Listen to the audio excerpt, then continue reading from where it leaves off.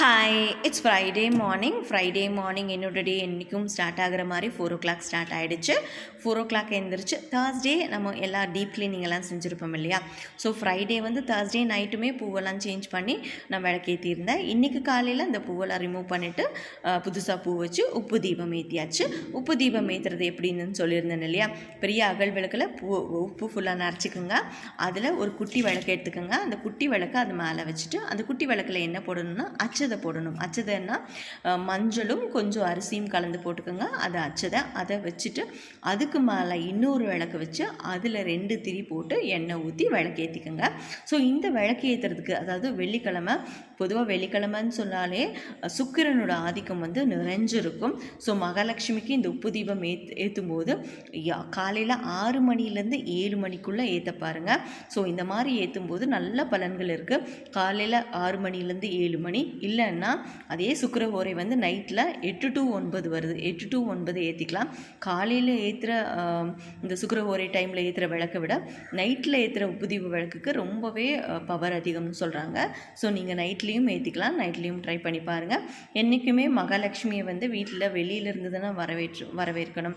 So அதற்காக வெளியே 2 தீபம் ஏற்றி வெளியே அம்மாவோட பாதம் பதிச்சு, அம்மாவோட பாதம் வரையும் போது ஒரு பாதம் அதாவது வலது கால் வந்து முன்னாடி இருக்கிற மாதிரியும் இடது கால் கொஞ்சம் வெளியே கீழே இருக்கிற மாதிரியும் வரைஞ்சிக்கோங்க.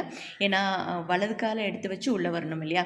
ஸோ ஒரு ஐதீகம் இப்படி தான் வரையணுன்றது ஒரு ஐதீகம் கோலம் போடணும்னு சொல்லிட்டு ஸோ நீங்கள் அதை மாதிரியே ஃபாலோ பண்ணிக்கோங்க. நானுமே அம்மாவை வெளியிலேருந்து நிலவாசலுக்கெல்லாம் பூஜையெல்லாம் முடிச்சுட்டு உள்ளே போய் உள்ளேயும் அழகாக உப்பு தீபம் ஏற்றியாச்சு. உப்பு தீபம் ஏற்றின டைம் என்னென்னா 6 மணிலேருந்து 7 மணிக்குள்ளே நான் உப்பு தீபம் விளக்கு ஏற்றியாச்சு. இந்த மாதிரி உப்பு தீபம் ஏற்றும் போது அந்த 6 மணிக்கு ஏற்றுறோம் இல்லையா, 1 hour வந்து குறைஞ்சது 1 hour எரியிற மாதிரி பார்த்துக்கோங்க. கண்டிப்பாக அந்த தீபம் வந்து 1 hour கண்டிப்பாக எரியும். சின்ன விளக்கில் எண்ணெய் ஊற்றி ஏற்றினாலே கண்டிப்பாக அது எரியும். So 1 hour எரிஞ்சிருக்கணும். அதுக்கப்புறமா நான் மார்னிங்கே பிரம்ம முகூர்த்த பூஜைலாம் முடிச்சுப்பேன்.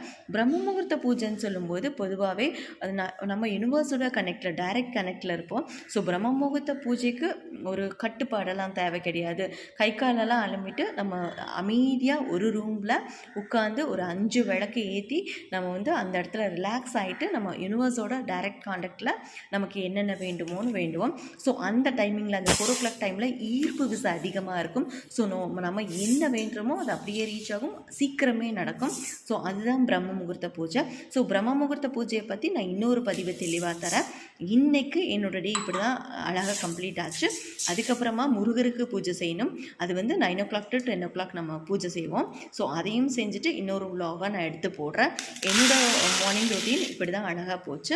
உங்களோட மார்னிங் ரொட்டீன் எப்படி போச்சுன்னு என்னோட ஷேர் பண்ணிக்கோங்க. இந்த மாதிரி குட்டி குட்டி விஷயங்களை ஷேர் பண்ணும்போது அதில் நான் ஒரு ஹாப்பியாக ஃபீல் பண்ணுறேன். ஸோ உங்களுக்கும் இந்த மாதிரி அனுபவங்கள் ஏதாவது இருந்தால், ஏதாவது உங்களை பிரம்ம முகூர்த்த பூஜையை பற்றியோ உங்களுக்கு ஏதாவது டவுட் இருந்தால் நீங்கள் தாராளமாக கமெண்ட் பாக்ஸில் கமெண்ட் பண்ணலாம். தேங்க்யூ.